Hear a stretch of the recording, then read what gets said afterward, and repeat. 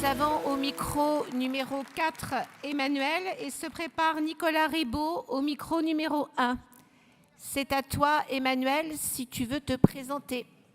Merci à toi. Bonjour. Est-ce qu'on peut laisser la parole à Emmanuel seul, s'il vous plaît? Je vous remercie. Bonjour, Emmanuel, Fédération nationale des travailleurs de l'État, syndicat CGT Arsenal de Brest, site stratégique de la dissuasion nucléaire.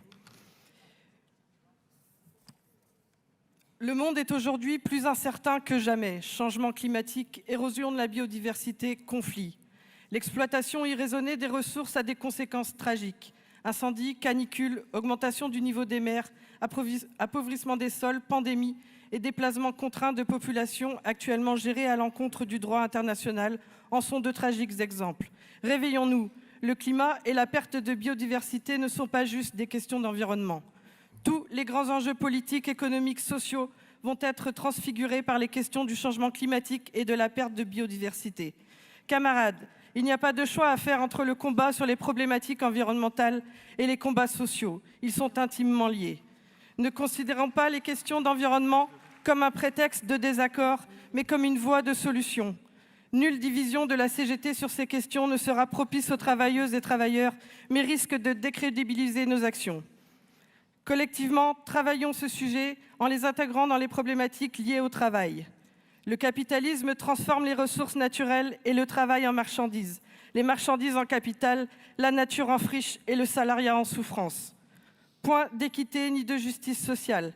La raréfaction des ressources naturelles et le changement climatique sont des facteurs qui aggravent les risques de tensions et de conflits armés, modifiant la donne géopolitique mondiale.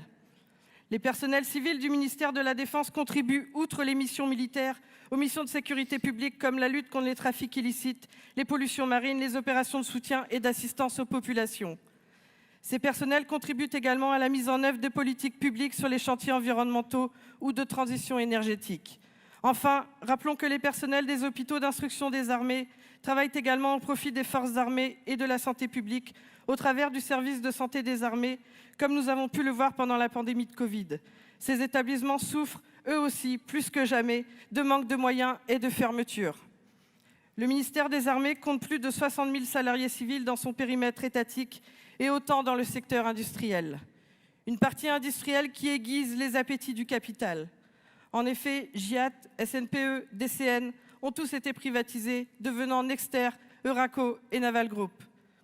La Fédération nationale des travailleurs de l'État condamne ces privatisations dont le seul objectif est de mettre la main sur des marchandises exportables et à forte valeur ajoutée, permettant à des industriels n'ayant aucune honte de vendre et d'exporter aux plus offrants des armes qui tuent des peuples, à l'exemple de l'Arabie saoudite qui s'alimente en armes de dernière génération et assassine le peuple yéménite. La vente de Rafale est également un exemple criant. La France est le 3e pays au monde exportateur d'armes. Il est essentiel de différencier la fabrication des armes et la vente des armes. Il ne faut pas avoir de raisonnement binaire, car il n'y a pas de contradiction à travailler dans une industrie d'armement et se battre pour la paix. La CGT est opposée à ce que les armes soient considérées comme des marchandises comme les autres. Nous devons revenir rapidement aux véritables missions régaliennes de la France au travers d'une défense non agressive en engageant la France à ratifier le TIAN.